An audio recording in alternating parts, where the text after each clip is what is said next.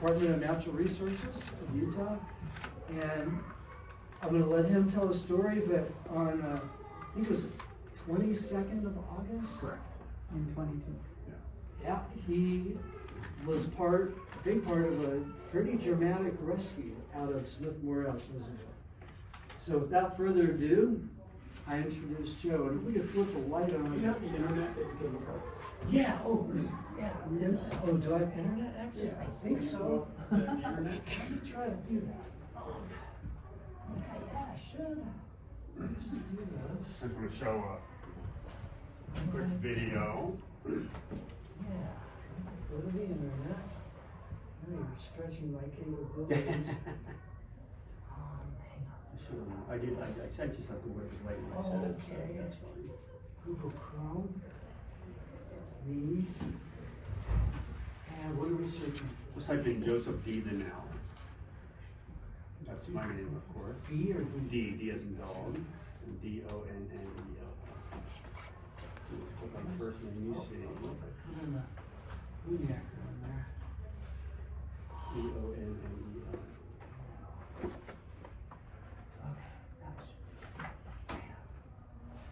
There you go. And just when I tell you, go down a couple. If you Google my name, you'll see all the Okay. should be highlight of my life. Keep going down. See if it's.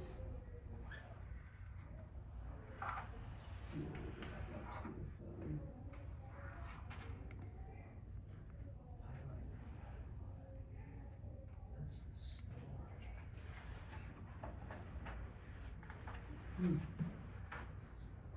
You got your, MyLife.com. you got your email, and did you send a note? Yeah. We didn't talk to anyone else. Sarah Fox. Now, let's project up here. Well, it's not going to. Anyhow, well, I'll get started. So anyhow, Okay. my wife's going to come up. Hi, Sean. So my name's Joseph Donnell, JD, I go by JD. And as Mark mentioned, I was a ranger with the state of Utah for almost 25 years, retired in 2016. I was an emergency responder, ice rescue specialist, did a lot of scuba diving, not a lot, did some, but anyhow, on August 22nd of 22, and this is going to pertain to angels and I'll probably get emotional because it involves my daughter who passed away. On August 22nd of 22, my wife and I were planning on up to Smith and Morehouse Reservoir. And when I was a ranger, I used to patrol Smith and Morehouse. Not a lot. I'd go up there occasionally, to patrol. It wasn't my primary reservoir patrol. But we've been living in Summit County in Canada since '94. So besides my job, my responsibilities there, I can probably count on two hands the number of times that me and my wife actually went to Smith and Morehouse Reservoir to recreate on the reservoir. We went up there to go four-wheeling, we went up there, but not on the reservoir. So literally in 30 years, maybe 6, 8, 10 times, we actually went to the reservoir to recreate on the reservoir. So this particular day, August 22nd, was a Monday. We were planning on going up to the reservoir to go fishing. We had some kayaks, wanted to go up and go fishing. We wanted to go up and get the evening fish, typically better. So we were going to go up later, like around 5 or 6 o'clock. And sure enough, the weather report said there were going to be thunderstorms that came in that evening. So we went up earlier than we planned. We went up like 2-ish or something. And another weird thing is our daughter, Timber, who never goes with us anywhere, she decided to go that day. So here's the story. So the story is we go up to Smith and Morehouse Reservoir. We actually meet this family on the boat ramp. It was 3 young kids, mom and dad, and we met them, we talked to them. I got in my kayak and I was going fishing. I was just going to disappear. I was actually going to go all the way up to the south end of the reservoir, a mile and a half away from the boat ramp, and go fishing. And sure enough, I wasn't out there 15, 20 minutes, and a storm rolled in, with big enough waves that forced me to go back to the marina. My wife and daughter were on shore. I got back to the marina, and I was sitting in my kayak, and there was a truck parked on the boat ramp. And I hadn't been there but a couple minutes maybe. and all of a sudden I heard screaming and yelling, and I looked over and the truck was going into the lake. The parents were Hispanic, at least the mom was Hispanic, so she's yelling out, "El Dios, El Dios, El Dios, my God," kind of thing. And the grandfather was unsure. So the truck is kind of floating because the windows were up, so it had air in the truck for a while. And before the truck sank, a 9-year-old boy by the name of Lucas and a 2-year-old girl by the name of Brianna got out of the truck. I don't know how Brianna got out. Reports were that Brianna kind of was thrown out of the truck. Long story short, the grandfather started to go under, so he had to abandon the rescue. I remember being in my kayak.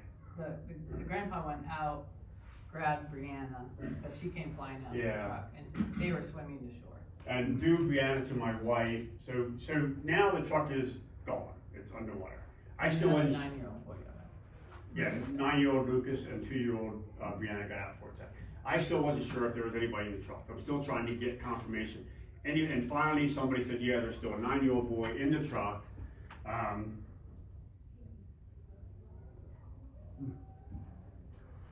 They said the back door was open. So, I was an emergency responder. And as an emergency responder, that's what you do, you respond. I never thought about it. I never even questioned, am I gonna dive or not? I took my life jacket off, I bailed out of my kayak, and the one thing I wanted to show you was, I got interviewed so many times, and the long story is, okay, I'll go to the finish story. So anyhow, I realized there was somebody still in the truck. The truck is gone. Zero visibility. I could see bubbles coming up where I knew the truck was. So they did tell me that the rear door was open. It was a suicide door. It was an older 80s Chevy pickup truck. So I swam down. It was about 10 feet of water. Ice cold, pitch dark. I swam down. I found the mirror, the passenger side mirror in the front. So I knew I had to swim back. So I swam back. I hit the back door. It all gets fuzzy now.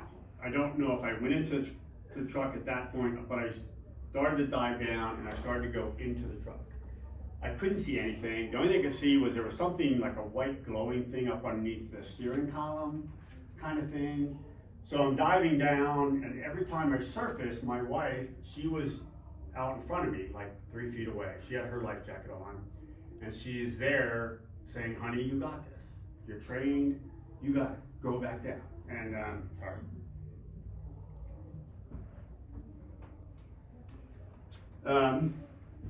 So I kept diving, and I think I did 5 or 6 dives on that side, so I couldn't find it. And in all my years of being a ranger, I also saw people in drownings. And all my drowning victims always sank. So when I'm in the truck, I'm looking down. I'm going, under the steering column, down. Couldn't find them. I thought, okay, I'll go around to the other side of the truck. And I swam to the surface. I was going to that side, and the truck I was facing east, because if you know Smith Morehouse at all, the boat ramp was on the west side. So I'm looking east, and my wife is right here in front of me, and when I decided to go to the other side of the truck, I kind of pushed her out of the way. I swam to the surface. I swam down. I tried to get the other doors open. The windows were up, doors were locked. I remember trying to punch the back window, trying to punch it under 10 feet of water. You can't break a window even if you're not underwater, but 10 feet of water, I was sitting about that hard probably. So then I got scared twice during the whole dive. Once was the first time I went into the truck.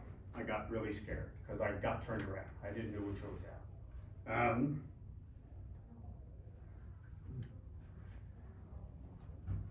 The other time I got scared was I started to think, he's out of the truck. He's not in the truck anymore, which means he's on the bottom of the lake. Now he's 12 feet down.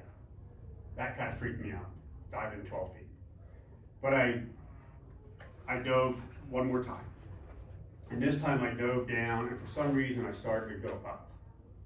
And I went over into the front compartment, and I found him. He was floating up against the windshield of the passenger seat. I grabbed him.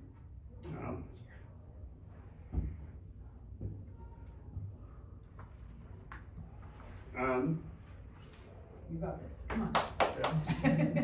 I held it to my chest. I swam backwards out of the truck. I surfaced, And I remember I couldn't keep his head and my head above water. So my wife grabbed me and she helped me swim back to shore. Got back to shore, no pulse, no breathing. A miracle, so many miracles happened that day. One, us being there when we shouldn't have been there. Us being there at all. Me being there at the right time at the right moment. Me having the skills and God giving me the skills to do it, giving me the courage to do it. But she helped me swim back to shore, no pulse, no breathing. We started CPR, and again, another miracle was somehow we flagged down 2 bystanders that were driving past the reservoir.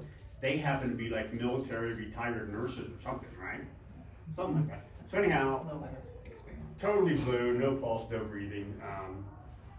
My daughter somehow got on cell phone coverage. Don't know how, because there was no cell phone coverage at Smith Memorial. She got out.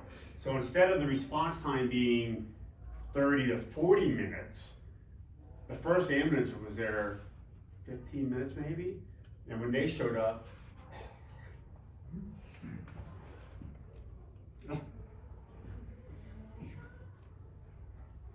he got a faint pulse. They put him on a helicopter. At this point, I broke down. I realized the adrenaline rush, hypothermia, was extremely hypothermic. I just started to shake. It had me in a heated blanket. So they flew into primary children's. He wasn't expected to survive. They were really keeping him alive for his organs. And I remember not wanting to come forward because I didn't know the outcome. I didn't think, nobody will. You know, even if he survived, brain damage, he was underwater for 15 minutes, whatever. Wasn't gonna come forward. I got pressure from the sheriff's office. There's like the media's knocking down our door, blah, blah, blah. And finally, I got a phone call from a friend of mine he was a retired park ranger that I worked with a lot. He was working the front desk down at Channel 5 news station.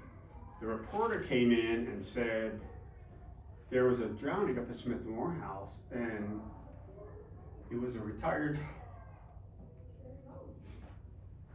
Someday I'm gonna figure out how to do this. They said it was a retired ranger that did it, and he says, I know exactly who it was. So he called me on my cell phone. Said, Joe, you gotta come forward. And I prayed about it, and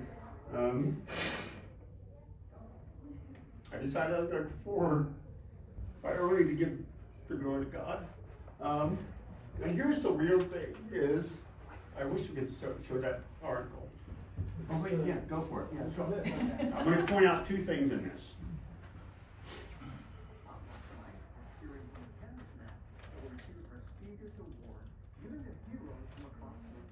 He saved a child trapped inside a safety truck. He successfully held him up and met up with this award-winning Yukon for an interview. They're going to show a photo. And you're going to see me just bailing out of my kayak, and barely in the frame behind me is my wife holding Lucas, the 9-year-old boy that got lost. But the grandparents were really appreciative. They were crying and hugging up. Joe Donnell's shirt says it all. He's not your average Joe.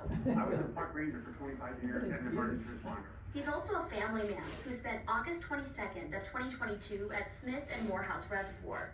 He got on the water to kayak and ended up responding to cries for help. I saw a truck that was facing into the lake and it just started to drift slowly. 2 children made it out of the That's truck me. when it first That's started my to wife. sink, but the Holding family Lucas, frantically but that's told me. him. There's still a 9-year-old boy, he's in the back seat. He dove multiple times, yanking on doors, trying to bust open windows. Every time I came up, Kathy was right in front of me, yelling at me to See get that? back down, get back down. After several minutes of panic, But I found Paxton floating against the roof, against the windshield. when the Donnell family watched 9-year-old Paxton K. Knight get taken to the hospital, they weren't sure he would make it. And he was on life support and, you know, we just kept praying. At the hospital, the hero was reunited with the survivor. He remembered me, so I had an Olympic Ranger badge in a really nice display case, so I gave him that, and that would be forever his. 1 year later, it's Donnell's turn to get his gift. It's the highest civilian award you can get. Donnell will receive the Carnegie Medal. It's given to a select group of people from Canada and the US who risked their lives or died trying to save someone else. And to see my name in there was just incredible. The humble hero says he'll give away part of the award. Comes with a scholarship. that we're gonna share with the Paxton family. They're bonded for life. We had Thanksgiving dinner with them. We exchanged Christmas presents. Knight's dad says he's back to normal, playing tackle football as if nothing ever happened. Donnell says he's grateful for this happy ending. The highlight of my life, for sure. Donnell says they're planning an in-person celebration for him in Utah. We'll post any details about that upcoming event on our website, ksltv.com. Shelby Lofton, KSL 5 News. Oh, what a fantastic So, outcome, Shelby. Thank you'll you. notice Kathy was nowhere near me, right? But I said she was directly above me. And it wasn't until a year later that we even had the conversation. Actually, what happened was I was being interviewed by the Carnegie Hero Foundation for this award a year after because it takes a long time for them to make sure all the details are right. Did the story really happen? Da da da. So they were asking me, "Where was your wife?" I said she was floating directly above me, and she was so calm to keep me calm. I mean, she was just, "Honey, you got this. Go back down. You got it. You're trained to do this." And they started to interview her, and I could hear the phone. So, "Kathy, where were you?" When this, "Oh, I was back at the program holding Lucas." I said, "You were right there above me." He was nowhere near me. Oh, I wasn't even near you. Nowhere near me. So what was that? I always say, I don't know. I do know. It was an angel, right? There's no other reason. And I told you, she was talking so calm. And she says, "Honey, I was yelling at the top of my lungs." I said, "No, you weren't. You were just as cool and calm." Because if she'd have been yelling, I'd have been freaking out. But that's an angel, right? It's gotta be an angel. There's no ifs, ands, or buts. I'll go to my grave remembering Kathy right there in front of me. There's no other excuse. It was an angel. And for me to be so calm and collected, diving in 10 feet of water, no visibility, saving a young man's life was God. You can't explain it. It's unexplainable. If anyone ever says there's not angels, I'm gonna say, bullshit. I met them personally. And I mean, like I said, when I swam to the other side of the truck, I pushed Kathy, the angel. I mean, I physically touched something. So so long story short, he made a full recovery. Against all odds, full recovery, 100% healed, playing football. Like I said, we celebrate holidays together, da da da. So, the story continues. Our daughter was really sick. She'd been sick for many years. And she passed away, unfortunately, on May 15th of 24, so 9 months ago. She'd been really sick. And, God is getting us through it. Jesus Christ is getting us through it. Without him, I wouldn't get to it. I know, without a doubt. So, she passed away on May 15th of 24. It wasn't very shortly thereafter that we put our recycling out. And a day later, I went out to get my recycling. And here, a pizza box had wedged into the bottom of the recycling can. And on top of the box, like dead, I didn't measure it. I just looked down and went, what the? There was this coin sitting on top of the pizza box. No idea where it came from. I've never seen it. I don't own it. No one gave it to me. It was just sitting on top of the pizza box after they had dumped my recycling. Again, I will go to my grave not knowing. Maybe you should pass it I will. But it has an angel on it. And I posted it on Facebook or whatever, and somebody said it's the angel Michael, the archangel Michael, who, where's the paperwork? Go grab that. The archangel Michael, I'll get that little paperwork, okay. But again, I can't explain it. I don't know. Even if somebody walked by and said, well, I'm gonna throw this coin in this guy's, why? I don't get it. So, I'll pass this around. You can look at. I actually drilled a hole in it because I have this necklace on, and this is actually. Says Kimber, horses. And her ashes are in this cross. Okay, and so I drilled a hole in it because I wear it. So it may be like $1 million coin, I just ruined it. So anyhow, this is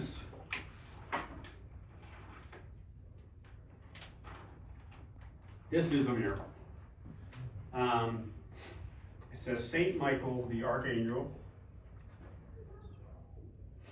Remember what I did for 25 years, I was a first responder. Is the patron saint of first responders, including police, paramedics, and firefighters. He is also the patron saint of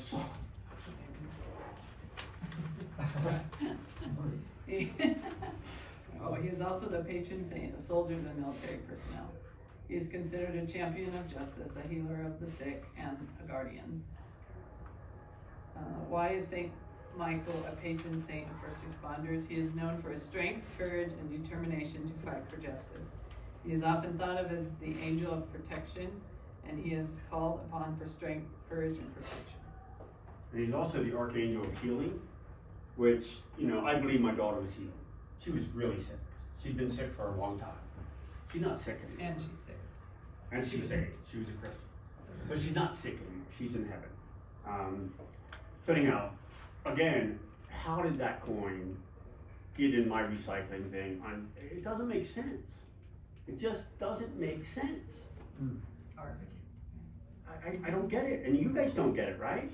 If anybody gets it, raise your hand. Give us an explanation. It just doesn't make sense. So, God, and the other side of the coin is, no pun intended, if Paxton had not survived, if he had died or gotten severe brain damage, it would have devastated me. I deal enough with the people I lost in my career. It haunts me. But praise God, he survived. Because it's healing me. So, I'll pass my medal around too. This is just, and like I said, Andrew Carnegie started this back in 1904. And I'm not passing around because it's not about me. But he started it for those that risk their lives in the pursuit of saving others. And they've only given out 10,877 medals in 120 some years. I was number 10,870, I think. The cool thing is, there's 2 other Carnegie Hero recipients in Utah, and their story is just as cool as mine. So, anyhow, that's my story. God is real, and And he uses unlikely people. yeah. So I just, Miracles. for me to have Kathy right there in front of me, when I was probably doing the most dangerous thing I've ever done in my life, and her to be just like, Joe, you got it? I mean, she was talking so cool, so calm, so collected, but in reality, she was 70 or 80 feet behind me, yelling her lungs out. So that's God for you. That's my story. Thank you, John. I have a little gift for this guy for this Archangel Michael on a coin minted in 2016. It's a reverse proof, limited edition, Isle of Man, Queen Elizabeth, and it's Michael. And I'm going to pass a similar one around with a spear, because he is the protector. And he's got the spear and the dragon, which represents evil, Satan, Lucifer. Thank you.